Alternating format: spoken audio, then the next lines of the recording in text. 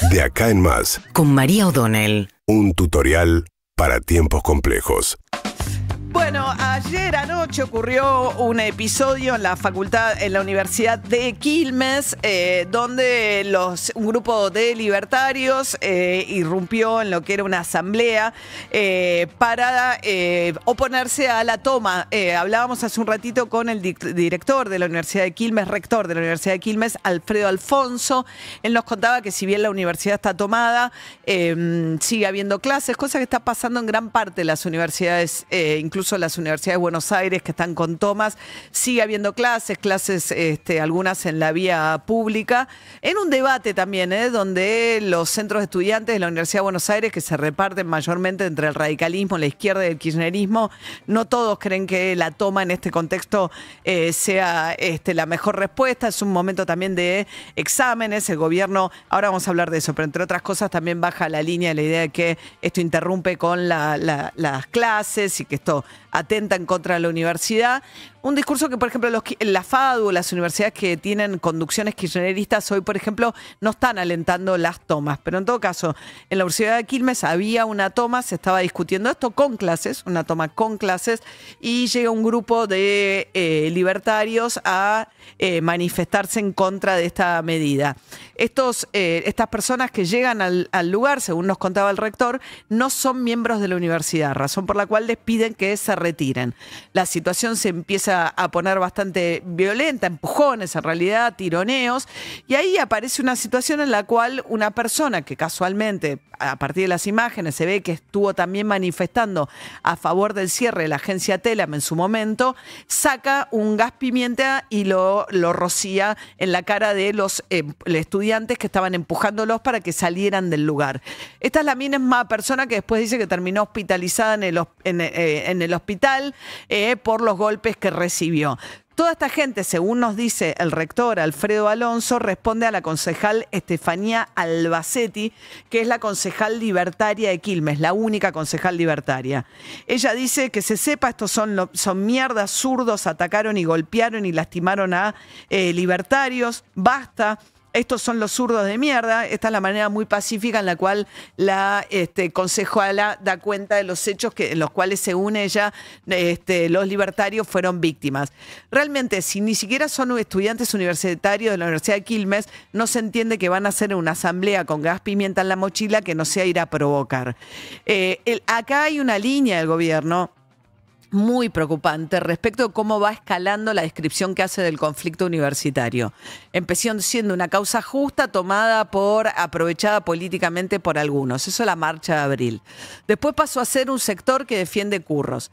Después pasó a ser un sector que en realidad obstaculiza el desarrollo del país porque es un subsidio de ricos hacia pobres con datos totalmente falsos que dijo Javier Milei, el presidente de la Nación, el sábado respecto de cómo es la matrícula, siendo que más del 60% de los chicos que estudian y egresan de las universidades no tienen padres universitarios. Y finalmente, la última vuelta de tuerca, en un contexto en el que había habido ya situaciones de violencia y de asperezas, que son también saltos de un nivel de violencia muy grande de redes, que se traduce en fricciones y en algunos eventos repudiables, como me han escuchado a mí aquí a decir, como cuando fue el subsecretario Álvarez a hablar a la Universidad de La Plata y se generó una situación de violencia en la que no pudo hacer ahí la conferencia que tenía prevista, o incluso el youtuber libertario, que por más que fuese con una actitud provocadora, termina una situación entre que la encierran entre 20, pero en este caso, en la Universidad de Quilmes, no hay ninguna razón para que alguien que no pertenece a la universidad pretenda hablar en la asamblea y esté además con un frasco de gas pimienta, que es lo que termina arrojando de su mochila, como se ve con claridad. Entonces decís, bueno, ¿cuál es esta escalada? Bueno, lo último que pasó en esta escalada es, por un lado, el José Luis Esperti, el lenguaje no es inocente en esto, habló de los genocidas de la educación. Un gobierno que es incapaz de decirle genocidas a los autores de la última dictadura militar, condenados por delito de lesa humanidad, por la desaparición, tortura de personas en la Argentina, a ellos no le dicen genocidas, pero sí le dicen a los que administran la educación hoy en la Argentina. Y en ese salto, escuchen a Guillermo Franco, si es muy interesante, vamos a ir un poquito atrás en la historia, si me permiten. Me voy a tomar unos minutos hoy. Guillermo Franco, el jefe de gabinete, decía esto. Sí, empezó también en el 70, ¿no? Empezaron este tema de que algunos estudiantes tomaban universidades, después se convirtieron en líderes universitarios que después finalmente terminaron convirtiéndose en guerrilleros, terminando matando gente, secuestrando, etcétera. Yo digo, ¿es necesario llegar a este nivel de violencia para discutir ideas políticas? Me parece que no. Yo creo que ojalá podamos, más allá de las diferencias que a veces son muy antagónicas, que las podamos sostener sin tener que agarrarnos a las trompadas, ¿no? O a los piedrazos. El salto de trompadas, piedrazos a guerrilleros, además con un nivel de convalidación de los periodistas con los cuales estos reportajes se dan. A ver, quizás, y me parece que Guillermo Franco tiene, y además lamento muchísimo que alguien que hasta hace poquito era el moderado, alguien que trataba de llevar tranquilidad y no promover la violencia desde el discurso público, como Franco, se esté subido ahora a esto, y habla un poco también, me parece, de la radicalización del discurso del gobierno, que de verdad me parece que es que cuando la razón no te asiste, hay una espiral en la cual en la misma semana en la que Santiago Caputo, el asesor del Triángulo de Hierro, deja que su instructor de tiro difunda imágenes de dos situaciones en las cuales él está entrenando para defensa personal en una persecución, ensayando cómo dispara en el medio de una persecución, aparece Guillermo Franco, supuestamente la cara moderada de este gobierno, a asociar a los estudiantes que están defendiendo la educación pública, que claramente ha perdido 30% en términos reales del presupuesto a lo largo de este año, con los guerrilleros. En realidad lo que pasó en las universidades públicas, y esto se parece más, porque ¿qué dijo Adorni? Adorni dijo que las fuerzas federales, que Patricia Burrich suele utilizar en situaciones de manifestaciones, etcétera, en este caso no pueden intervenir dado que existe la autonomía universitaria. Entonces, él le pide a los rectores que pidan la intervención, pues son los únicos que pueden, dice, tomar un edificio público es un delito, le pido a los rectores que convoquen a las fuerzas de seguridad, que son los únicos que pueden hacerlo.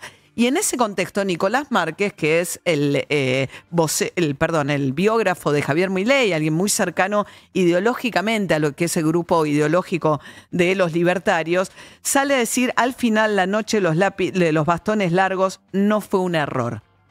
La noche de los bastones largos remite a los momentos más oscuros de lo que ocurrió en la dictadura de Onganía. En el año 1966, la década del 60, fue una década de mucho esplendor de la educación pública, es el nacimiento del CONICET, es cuando surgen además algunos de los que después reciben los premios Nobel de la Argentina.